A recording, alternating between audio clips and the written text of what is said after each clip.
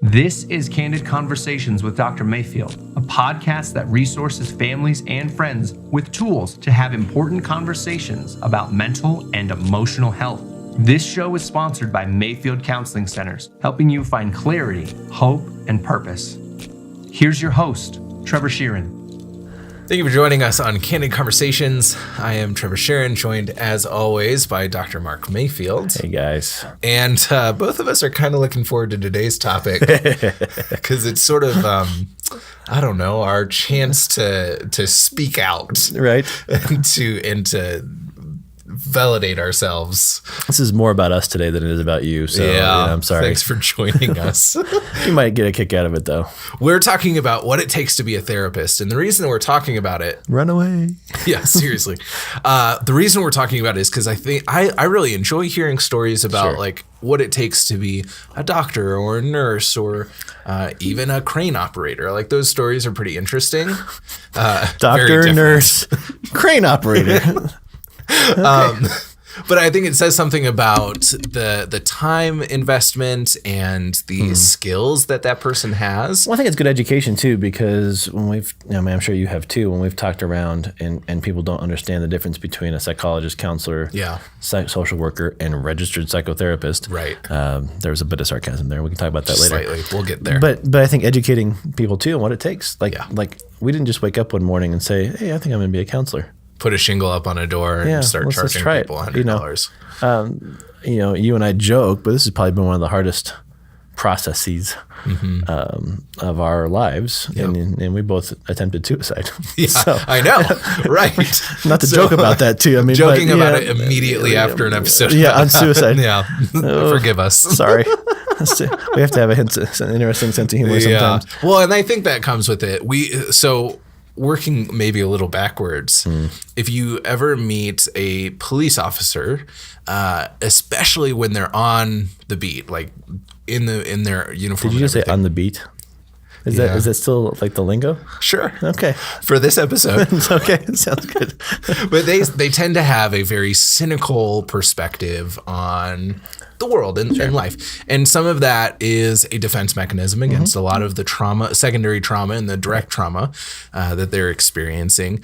We experience some similar traumas, secondary traumas for sure. Take life being in danger out of the picture. Yeah. But we do. We deal with people's deepest, darkest hurts. And we don't have the opportunity to harden and be cynical, because cynicism is really just a hardening against that. We have to remain soft and empathetic while still being strong. And so I think our humor is a little bit different because it maybe has a little bit more bite to it. A little sarcasm. A little bit more sarcasm, but it's not necessarily cynical because... No, you can't be a cynical counselor because you're going to cause more harm. Yeah, and so and we really, as counselors, we are the tool that we're working with. We're the tool of the craft. And so a lot of therapists will take a good amount of consideration. Some are still working on it. I would consider myself to be in the latter.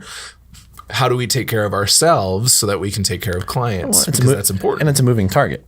Yeah, right? Always. I had somebody speak some stuff over me the other day that says that I need to make sure that I take time for myself because I am the tool that is being poured out or being used. And we don't think of it that way. But let's back up even further and talk about this idea of what does it take to become a counselor? Because, I have my PhD in counselor education, and I'll talk through all of that. But just to become a master's level licensed professional counselor, let's start from the beginning. You're in the midst of it. So the sarcasm that's coming from Trevor as he talks about this, just take it with a grain of salt because he's got 9 months left and he graduates, but the 9 months that he's got is going to be hard.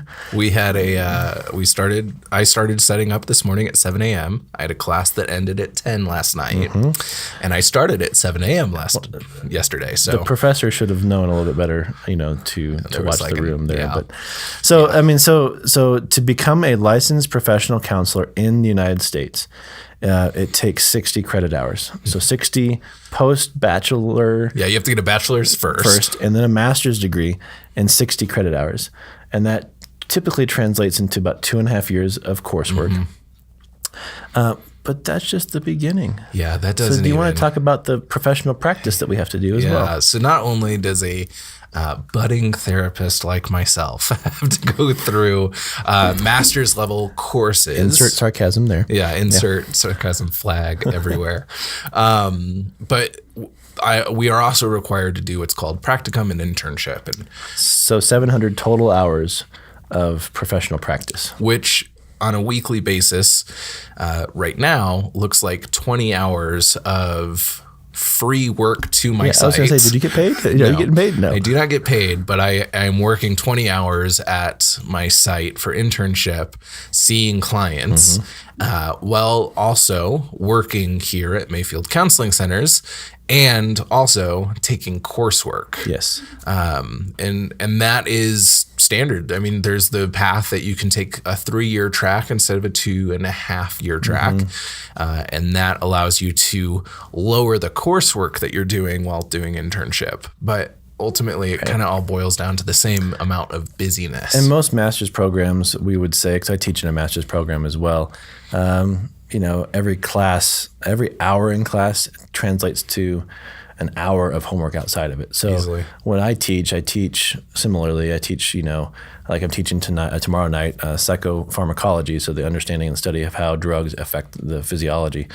And it's a 2-hour class in seat, so 6 to 8 o'clock.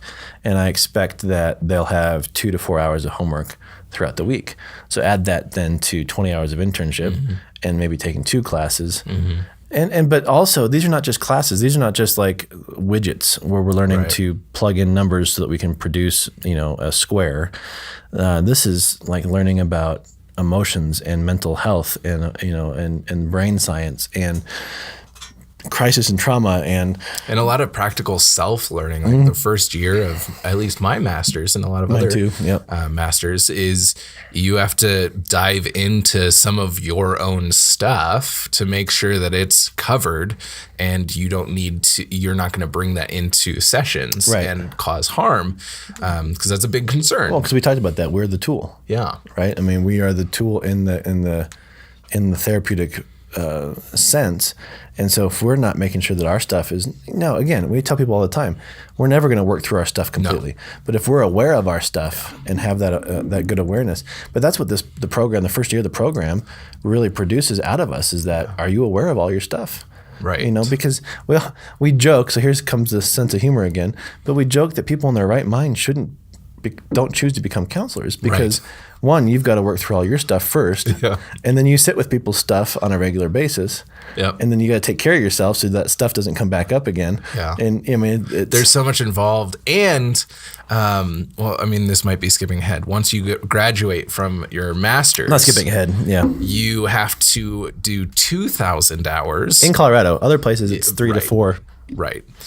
So in the state of Colorado, 2,000 hours of supervised training, which gets a little bit more complicated here. A lot of the times you have to pay for your supervision. Unless you're at a community mental health center or here at Mayfield Counseling And so that could mean that you're paying money for a weekly supervision hour on top of doing normal counseling, because that turns out to be about a 40-hour work week for 2.5 years before you can be officially licensed. Before you can apply.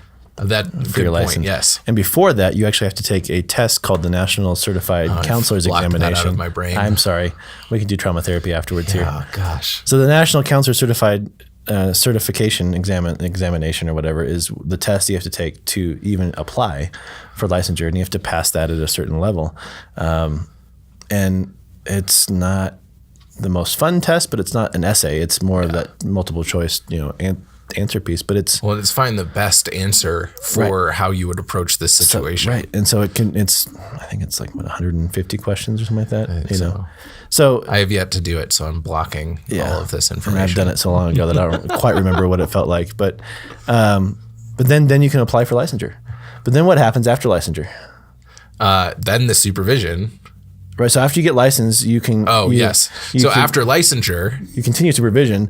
You should continue supervision, but you're required to do in the state of Colorado 40 continuing education credits every 2 years to even be allowed to be relicensed. which means classes or seminars or trainings, all of that. To keep up on it. Now, if you want to throw in a PhD, so it's basically so I did another 98 credits past master's degree, and some of that included my dissertation, but it was going deeper in clinical work and supervision work and teaching work and that kind of stuff. But then it was preparation for the dissertation. And so every PhD has to have a research study. And my study took 2.5 years and was a close to 250, 300 page report. And most, I'm really proud of this statistic. I think it's like 3 or 4% of those who start a PhD actually finish it. Oof. So I'm glad that I'm in that percentage. But it was because it was something that was really passionate for me or to me. But also we had to do a 700-hour internship and practicum again. Which I just want to highlight this. Tell me a little bit about your family and your life at that time when you were doing that level of internship. I don't remember. No, I'm just kidding. You blocked that out. I blocked it out. I repressed that memory. No, you had to make it work. And so I was working 40 hours a week. I was taking classes, and I was doing a 20-hour-a-week internship. With how many kids? 2, I think at the time. Yeah, 2. Well, we started with 1, and then we had a kid in between that, so no sleep either. So you had a newborn during that piece. And it was, and I think my motto and the motto of my mentors and my supervisors at the university was, it's a season. Mm-hmm. And so if I can just plan out the next 3 months, I can make it. And the next 3 months, I can make it. But yeah, we don't, I think you can understand now, we don't just wake up one morning and go, I think being a counselor would be fun.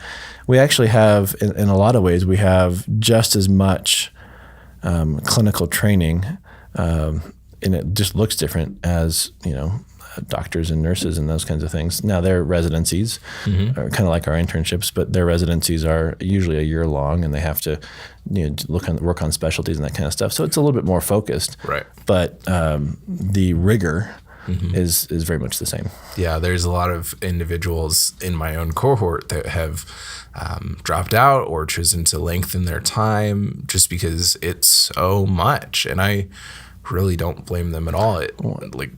There are times when I'm in the situation, and honestly, and I think this is an important thing to touch on a little bit, where I'm like, is it even worth it? Like all of this effort, and then to not make a incredible living, because therapists don't make, they aren't millionaires or even close. I think we look at TV shows like Frasier or other therapist shows where you see somebody living in a high-rise penthouse and that kind of stuff. And I think there's the assumption that when I pay my therapist $100 or $120, they pocket the whole thing. I wish. That would be nice. But no, you think about liability insurance, and you think about overhead, you think about taxes, you think about all this kind of stuff. So technically, if you pay your therapist $100 to see them, which is kind of the going rate in Colorado Springs for a licensed professional master's level therapist, they typically pocket $45 to $50. Yep. And you have, that's not I'm making $50 an hour. No. It's typically, maybe half or another hour is tacked onto a session with paperwork and you don't research get paid for that. And making sure that you're finding the right approaches. And so it's more work around each session. And so in the moments when I've been struggling with that, the finances have definitely been more discouraging because, everybody wants to graduate from a master's that you paid a lot of money for and make a lot of money. That's not ultimately the reason why I got into counseling. No, but it's something we have to talk about. Right? But the reason I got into counseling was this feeling that this is where I belong, and this is what I was made for, and that at least for this season of my life, this is my calling. Well, it's like teachers. Yeah, totally. You don't go to become a teacher because you want to get rich. Now, I think there is a commentary that needs to be had on those things, that we do need to be paying our counselors and our teachers more because we're dealing with, and our law enforcement, to be honest, because we're dealing with some of the toughest things. But I think as a therapist, that if you become established, you find your niche, and so Malcolm Gladwell talks about this idea of what it takes to become an expert in the field, and he says 10,000 hours. And so if you think about it, 10,000 hours is typically 10 years past graduation. And so to be patient in that. I finally hit my 10,000 hours like this summer, and I realized that, and I was freaking excited. But it's, okay, I've got my niche. Now I'm the expert.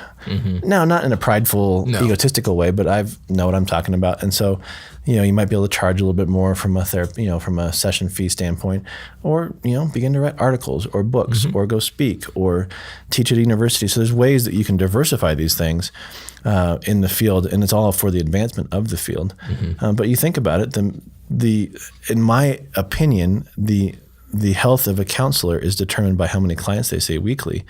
And I'd say that the health starts to decline if you see more than 30 or 32 a week, because that's a lot of people's stories that you're trying to keep track of and listen to and monitor your own self. But it's also really hard because you're then taking notes and you're doing research and all that kind of stuff. So it turns into maybe a 45 or 50 hour week. That's a lot. And so if you were to extrapolate 30 client hours a week times, let's say $50, it's a decent living, but it's not getting rich. Right.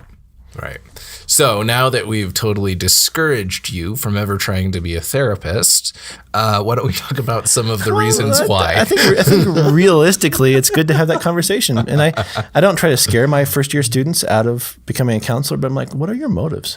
Right. Because it's not about popularity. It's not about being known. It's not about making a lot of money. It's about caring for the souls, the minds of people. And to me, that is a huge honor. Like, I pinch myself on a regular basis going, I get to do this for a living. Right. But it's not for everybody. Yeah. And so I'm not trying to discourage people out of it, but I want that realistic understanding. Yeah. So, but why? Why? Well, you and I mean, we've talked about this quite a bit. It's our own stories that have propelled us into this, right? I mean, being bullied, beat up, made fun of, from, 5th, 6th, 7th, 8th grade, maybe not 8th grade, as things change in 8th grade, but, 5th, 6th, and 7th grade, and attempting suicide myself. And then finding counseling, finding my youth pastor, finding others that really sat with me and walked through. And I like that. Yeah. But also, in high school, I was the person that everybody came to dump their stuff on. And so it just seemed like a natural piece. And we talk a lot about this when we have our first year students. There's a difference between a natural helper and a skilled helper. A natural helper, our bent is listen and give advice and try to fix it. Yeah. A skilled helper, like we do, I tell my students this all the time, it's not our place to fix people and it's not our place to give advice. No. And I had one student once go, "So what are we doing?" Right. My wife said the same thing. But we're directing, we're guiding, we're sitting with, we're providing insight, we're confronting, we're challenging, we're... In a lot of ways, we get to act like a mirror where the client comes in and their hair's all astray and maybe they've got a button undone on the shirt and one sleeve's not rolled all the way up, and it's not our role to go in and roll up the sleeve and comb the hair and all of that, but it is to kind of point out like, hey, did you notice that your sleeve isn't rolled all the way up? Or, hey, I noticed this strand of hair. Let me show you how, like, a good way to comb it that you can go and take home. And well, for example, I was meeting with somebody, not in a counseling setting, but I was meeting with somebody, after one of my talks, and they're having some struggles with their kid, totally engrossed in online fantasy stuff and trying to find ways to engage them in different ways and that kind of stuff. And she goes, I'm just at a loss. I don't know what to do. I don't know what to do. And so I sat there for a second and I said, obviously it sounds like you're frustrated. So I reflected back on how she was feeling. And I said, have you ever thought about creating your own fantasy story with your child, but doing it in a notebook in paper? And you have the tagline, the storyline, you write 3 or 4 paragraphs and then put it down. And then she updates it with her storyline and come back and forth. And it gets her off the computer, but puts it in real life. And she looked at me, she's like, whoa, I never thought of that before. Well, it's not like I had this was a fantastic idea that I never. But it's that you're not going to go and patent that idea. No, but it's that person that hasn't. They're so steeped in their stuff that they don't have a chance to think outside the box, and so it's our job to help provide that. And if it was a client, I'd say come back and report to me and how it was going. But I'm not going to ever see this person again. Right. But it's that giving them a chance to explore different perspectives and venues. And you're able to do that. We're able to do that because we've been trained through our massive amount of time and training to really dive into what a person is sharing and to approach it in a way that is very skilled. Teasing those things out. Those things out. And so it's not something that you can just, here's the thing. It is something that you could choose to just do, pay $60, take a test, and put your name out there and 180. say 180. That's going away. Now I'm a therapist. That's specific to Colorado. It's called a registered psychotherapist. Yeah. And it doesn't require very many requirements. Does it require a bachelor's? GED. Yeah. So, and the reason why it's important to have somebody who is at least on the path of licensure is because they have supports in place for them to make sure that they don't cause harm or to accidentally do something that's going to damage the individual in the room or the relationship without repairing it. Because when you're diving into somebody's life, when somebody comes into the counseling room, they're offering themselves for exploration and welcoming you into their pain. And it's kind of like surgery where we're diving into some things that maybe have never been revealed to the world or aired out before. And there's a high likelihood that there could be a slip up of the knife and cause damage in one place that isn't being worked on, and that can just sit. And I know a lot of people who have gone to a therapist and had a terrible experience. It's true. And have sworn off of counseling because of that situation. And my encouragement is maybe try again. Yep. Listen to the first episodes of our first season. Yeah. Don't judge us on how awkward it was, but just listen to the content. Right. It was our first episode. Yeah. But we talk about that, how to look for a therapist and what to find and stuff. But also call us. Let us know. Adam Smith, our inquiry coordinator, does a really good job of connecting you with somebody here, but also does a really good job of connecting with you somebody that's a good fit and it might not be here, which is really important too. But no, we don't take this lightly. And this is something that we take very seriously, but also it is our passion and our joy. And you need to find somebody that exudes that as well. So please reach out, contact at mayfieldcounseling.com or candid at mayfieldcounseling.com. Either one. Or you can call us at 719-452-4803 and just pick Adam's brain or connect us with one of us and we can talk with you as well. Thank you for joining us on this very self-motivated conversation. Thank you for joining Candid Conversations. If you would like more information, you can email candid@mayfieldcounseling.com or call 719-452-4803.